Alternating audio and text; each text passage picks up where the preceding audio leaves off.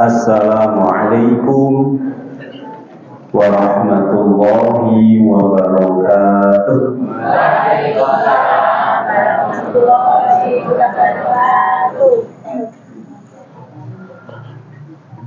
Alhamdulillahi haqqa hamdi wa syukrulillahi haqqa syukrih wa la hawla wa la quwwata illa billahil aliyyil azim.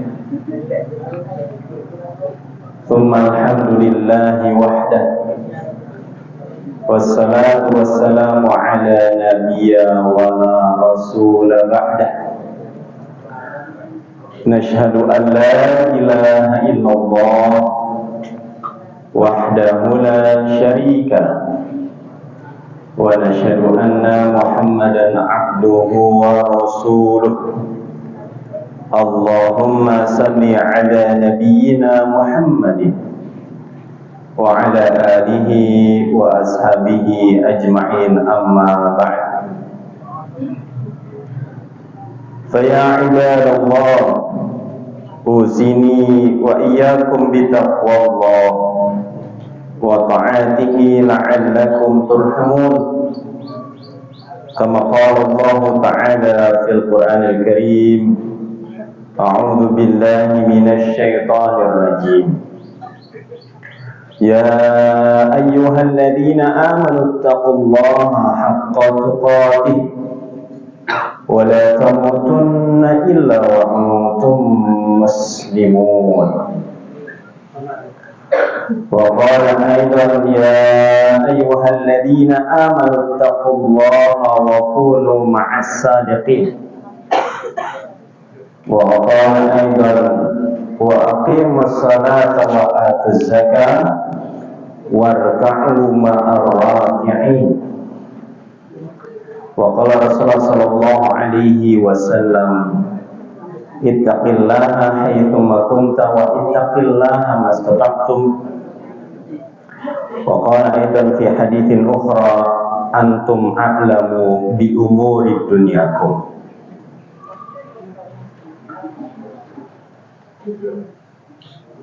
Bapak-bapak dan ibu-ibu, bagaimana kabarnya? Alhamdulillah. Untuk pertama kalinya atau perdana, saya dapat bersilaturahim di tempat ini, tepatnya di daerah nopo gini ki? Pelayan, Kecamatan Pelayan gitu. Kecamatan Pelayan. Maka pengajian Ahad pagi PCM Pelayan.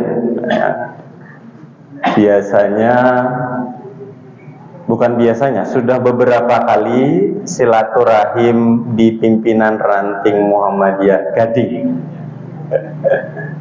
Sudah beberapa kali, mungkin bapak-bapak dan ibu-ibu sebahagian sudah bertatap muka gitu. Ya, tuh yang suaranya paling kencang berarti sudah bertemu dari Gading. Saya sangat berbahagia bahwa bapak ibu-ibu bisa bersilaturahim di tempat ini. Dan mohon maaf nih, nanti mungkin bahasa yang disampaikan karena saya tidak mumpuni dengan menggunakan bahasa Jawa. Bahasa Jawa yang dimaksud Jawa Tengah nggih. Jadi karena apa? Karena saya berasal dari pelosok Jawa Barat. Pelosok Jawa Barat. Kenapa saya sebut pelosok Jawa Barat? Karena kelahiran saya, tempat tinggal saya itu di ujung Jawa Barat, tapi mendekati Jakarta. Depok. Ya, Depok. Jadi artinya kenapa saya sebut pelosok? Karena di ujung. Meskipun secara apa ya istilahnya, teritorial lebih mendekati ke ibu kota Indonesia, Jakarta. Bahkan bapak-bapak, ibu-ibu, saya tidak bisa mengucapkan atau tidak bisa mengerti bahasa Sunda. Padahal asline saking Jawa Barat. Ya. Aslinya dari Jawa Barat. Yang seharusnya orang Jawa Barat, asli Jawa Barat itu bisa mengucapkan bahasa Sunda dan mengerti bahasa Sunda. Tapi karena berdekatan dengan Jakarta, ternyata budaya Jakarta lebih kuat daripada budaya Jawa Baratnya. Sehingga ada banyak yang menyebut orang Depok itu adalah Betawi Depok. Gitu.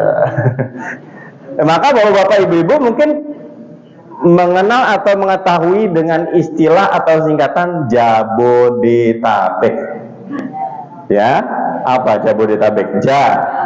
Jakarta, Depok, Tangerang, Bekasi. Ya. Karena memang faktanya orang-orang Jakarta yang terkena gusuran. Apa gusuran gitu? Disingkirkan, waduh. Kayaknya kasar ya kalau disingkirkan. Ya, dipinggirkan. Itu yang tadinya asli, biasanya daerah elit Jakarta itu Sudirman, Tamrin, Kuningan. Elit itu maksudnya perkantoran. Nah itu orang-orang asli Betawi, meskipun beberapa masih ada, itu setelah digusur minggir berpindah, beralih lokasi dari Jakarta, lalu kemudian banyak tinggal di pinggir wilayah Jakarta, di antaranya Bekasi, Depok, Tangerang. Bahkan kalau sekarang ada juga yang sudah sampai dengan Bogor. Bahkan kalau bekerja bapak-bapak, ibu-ibu, itu ada yang tinggal di puncak dataran tinggi Jawa Barat, itu kerjanya di Jakarta. Jadi mereka perjalanan kurang lebih itu sekitar 2-3 jam. Bayangkan bapak-bapak, ibu, setiap hari berarti kalau bolak-balik 4-6 jam. Masya Allah itu, Pak. Jadi kira-kira usianya habis di jalan. Ya. Bapak-bapak, ibu-ibu, ada yang sudah pernah di Jakarta? Gimana rasanya di Jakarta? Panas. Apalagi? Macet, bising, ruwet, mumet. Ya. Jadi alhamdulillah bapak-bapak, ibu-ibu, atas izin Allah beberapa waktu lalu diminta oleh PCM klien bersilaturahim dengan bapak-bapak dan ibu-ibu sekalian. Saya sangat berbahagia. Kenapa berbahagia? Karena mungkin yang dari PRM atau PRA Gading sudah pernah saya sampaikan. Karena sebenarnya sejak lulus dari MI Muhammadiyah di Kukusan, Kelurahan Kukusan, Kecamatan Beji, Kota Depok, Jawa Barat, setelah lulus dari sana, saya dikirim oleh orang tua saya untuk hijrah, untuk pindah. Kemana? Pindah belajar, pindah studi, atau melanjutkan belajar, melanjutkan studi di Muallimin Muhammadiyah Yogyakarta. Jauh. Masih kecil itu, kelas 1 SMP. Pindah ke Muallimin Muhammadiyah Yogyakarta. Alhamdulillah sampai husnul khotimah. Husnul khotimah artinya apa nggih? Berakhir dengan baik. Kenapa disebut berakhir dengan baik? Karena alhamdulillah 6 tahun bisa lulus. Ternyata memang banyak sejak kelas 1 yang tidak sampai kelas 6. Bahkan sebelum kelas 3 di Muallimin saja sudah lulus terlebih dahulu. Gak kuat. Ya, mungkin tidak betah. Nah, yang tidak betah ini terkadang yang lulus lebih dahulu penyebabnya diantaranya apa ya? Ya karena memang sejak awal mungkin dipaksa orang tuanya, bukan pilihan dirinya. Sehingga sampai di Muallimin terkadang agar dia bisa segera lulus membuat masalah. Sehingga menjadi terkenal. Terkenal buat masalah, terkenal akhirnya lulus lebih awal. Lalu kemudian setelah Muallimin 6 tahun melanjutkan di Universitas Islam Indonesia di Yogyakarta. Lalu sempat ambil profesi di UGM. Lalu kembali 2009, jadi ke Jogja 97 sampai 2009 kembali ke Depok. Ya, kembali ke Depok. Lalu lanjutkan studi S2 di UIN Syarif Hidayatullah Jakarta. Lalu kemudian kembali lagi di tahun 2025 ke Yogyakarta. Ya, untuk apa? Untuk melanjutkan studi S3 dan sekaligus kebetulan juga mengajar di Universitas Ahmad Dahlan di Yogyakarta. Tinggalnya di mana? Tinggalnya di Kauman. Alhamdulillah. Di tempat lahirnya Muhammadiyah. Gitu ya. Tapi Kauman sekarang sepi, Bapak Ibu-ibu. Kenapa sepi Kauman? Isinya itu senior semua Kauman sekarang. Apa senior? Lansia. Lanjut usia. Sudah usia tapi lanjut ini piye? Ya lanjut usia, senior karena anak mudanya banyak yang merantau. Alhamdulillah hari ini kembali bisa silaturahim dengan sebagian dari pimpinan ranting Muhammadiyah dan pimpinan ranting Aisyah Gading dan juga PCM PCA klien. Mudah-mudahan silaturahim kita ini diberikan keberkahan. Silaturahim kita yang menugerahkan banyak manfaat, banyak maslahat, bukan hanya maslahat, keberkahan, rahmat di dunia, tapi kemudian di akhirat yang kemudian kita semua dimasukkan ke dalam surga Allah Subhanahu wa taala secara berjamaah. Amin ya rabbal alamin. Ya. Jadi kalau ingin masuk surga, syaratnya napa nggih? Apa syaratnya? Takwa. Terus apa lagi? Islam. Apa lagi? Syaratnya kalau mau masuk surga mati. Benar nggak Bapak Ibu? Iya mati.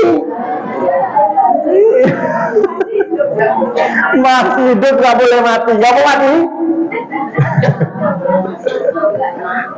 Kalau nggak mati nggak masuk surga mau Bapak Ibu? Coba siapa yang hidup terus tiba-tiba masuk surga? Gak ada. Bahkan Nabi Muhammad SAW saja mati meninggal. Mata ya mutu. Kalau dalam Al-Quran disebutkan, Qul katakanlah Muhammad innaka mayyitun wa innahum mayyitun. Katakanlah Muhammad sesungguhnya engkau akan mengalami mati dan mereka pun akan mati. Jadi Bapak Ibu kalau mau masuk surga harus mati. Benar ya? Benar ya. Saya ingin, karena bapak-bapak ibu-ibu ini kan wajahnya rata-rata senior nggih.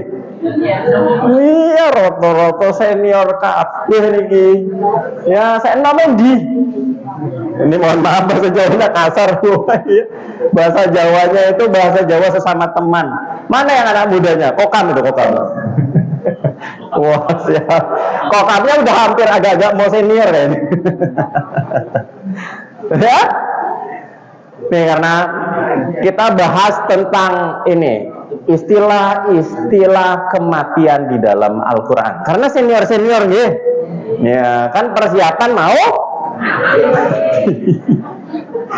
ya kan mati tidak mesti ditentukan oleh senior ataupun yang junior. Tapi karena senior lebih banyak dan tanda-tanda mendekati matinya sudah nampak. Apa nampaknya diantaranya? Rambutnya putih. Sudah meninggalkan dunia hitam. Ya benar ya. Meninggalkan dunia hitam artinya rambutnya banyak yang putih. Jenggotnya putih. Mohon maaf bapak. Ya. Ibu-ibu kalau nanti pulang ke rumah jilbabnya dibuka kira-kira putih. Ya, meninggalkan dunia hitam. Tapi bukan hanya meninggalkan dunia hitam dengan makna rambut hitamnya itu sudah mulai memudar berganti putih, akan tetapi meninggalkan az-zulumat, meninggalkan berbagai macam kezaliman, kemudian sekarang mendekati kepada cahaya. Bapak-bapak dan ibu-ibu yang rahmatullah subhanahu wa ta'ala, jadi ada 4 istilah kematian di dalam Al-Quran. Yang pertama tadi sudah disebutkan ya, mata yamutu, mati. Ya. Yang kedua wafat. Ya, nanti dalam Al-Quran tawaffani muslima wa alhiqni bis salihin. Itu doanya Nabi Yusuf ya. Kemudian yang ketiga ajab. Fa'idha ja'a ajaluhum la yastakhiruna sa'atan wa la yastaqdimun. Yang terakhir rujuk. Ya, rujuk. Inna lillahi wa inna ilaihi raji'un. Udah meninggal ya? Sudah. Bapak-bapak dan ibu-ibu yang rahmatullah subhanahu wa ta'ala, hal ini menjadi penting untuk kita ketahui. Mengapa? Karena semua makhluk termasuk kita, bahkan kita ini disebut sebagai makhluk paling sempurna di antara makhluk-makhluk yang lain, bahkan lebih sempurna penciptaannya dari malaikat. Bahkan ketika manusia itu beriman, kedudukannya bisa levelnya lebih tinggi dari malaikat. Karena manusia disebutkan dalam surat At-Tin, laqad khalaqnal insana fi ahsani taqwim. Jadi Allah Subhanahu wa taala menciptakan manusia dengan sebaik-baik bentuk penciptaan. Paling tidak kita memahaminya, manusia itu tercipta dari 3 unsur. Unsur pertama, Allah telah menciptakan roh terlebih dahulu. Ya, ruh terlebih dahulu, yang roh itu sejak belum bertemu dengan jasad sudah diminta persaksian. Ya, sudah diminta persaksian. Yang kemudian dalam Al-Quran disebutkan alastu birabbikum qalu bala syahidna. Jadi sebenarnya roh kita sejak awal potensinya mengakui Allah sebagai Tuhan, satu-satunya Tuhan. Nah, itu sejak awal begitu Bapak Ibu. Sehingga kalau ada bayi baru lahir, lalu kemudian langsung wafat, atau terkadang wafat di dalam kandungan, maka ketika dia wafat, maka berikutnya akan masuk ke dalam surga Allah Subhanahu wa ta'ala. Karena masih membawa potensi fitrah yang pertama tadi. Ya, potensi bertauhid, ya, potensi berislam, ya, karena aslama yuslimu islaman artinya tunduk, patuh dan pasrah.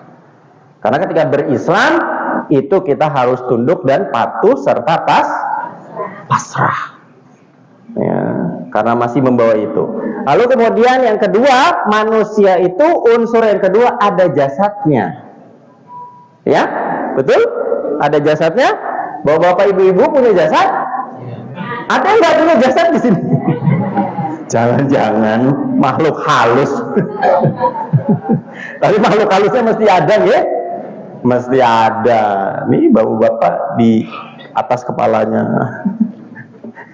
di bawahnya, di kanan kiri, depan belakang. Ya, jangan-jangan berputar di dalam pikiran kita. Itu ada jin, ya, jin yang kemudian menyimpang. Nah, karena jin itu kan ada dua, ya, ada yang beriman, ada yang kufur. Jin yang kufur pertama kali kufur disebut iblis. Wa idh qulna lil malaikati isjudu li adama fasajadu illa iblis. Nah, iblis itu dikategorisasikan adalah makhluk Allah dari bangsa jin yang pertama kali membangkang karena tidak mau tunduk, tidak mau sujud kepada Adam. Gitu ya. Malaikat sujud.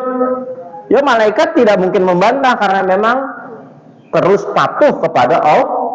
La ya'suna ma amarahum wa yaf'aluna ma yu'marun. Kalau dalam himpunan putusan tarjih itu kalimatnya begitu. Malaikat itu punya ciri tidak pernah maksiat dan selalu melakukan apa yang diperintahkan oleh Allah Subhanahu wa ta'ala. Ya, sujud. Nah, jin ini karena merasa diciptakan dari api, ya, khuliqatil malaika min nur wa khuliqal janna min marjin min nar. Malaikat diciptakan dari cahaya. Dalam hadis Nabi SAW disebutkan begitu. Dan jin diciptakan dari nyala api. Jin ini kemudian tidak mau tunduk, tidak mau patuh kepada perintah Allah. Karena apa? Merasa dirinya lebih hebat, lebih baik karena berasal dari api, sementara Adam dari tanah. Wa khuliqa Adam mimma wusifa lakum. Dan Nabi Adam alaihissalam sebagai manusia pertama itu diciptakan dari sesuatu yang sudah dijelaskan. Nah, dalam Al-Quran disebutkan min turab, min tin, gitu ya. Ya. Ada jasadnya, bapak-bapak, ibu-ibu kita ini. Kemudian yang ketiga apa? Ada apanya kita? Manusia itu ada ruh, jasad, terus apa ya? Ada akalnya. Akal. Ya, akal ini pun nang pundi nggih, gimana? Akal itu di mana, bapak-bapak, ibu-ibu? Di sini ya. Kita sering bilang di sini ya. Akal, gitu ya. Nah, ini yang kemudian menjadikan manusia sebagai makhluk yang sempurna. Karena ada makhluk lain punya jasad, tidak punya akal. Ada jasad, ada ruhnya, tapi tidak ada akalnya. Ada makhluk lain, makhluk ruh, tidak ada jasadnya, tapi ada akalnya. Itu jin kan? Ya, jin ada akalnya. Maka yang berakal suka usil biasanya. Ya, ada nggak jin usil?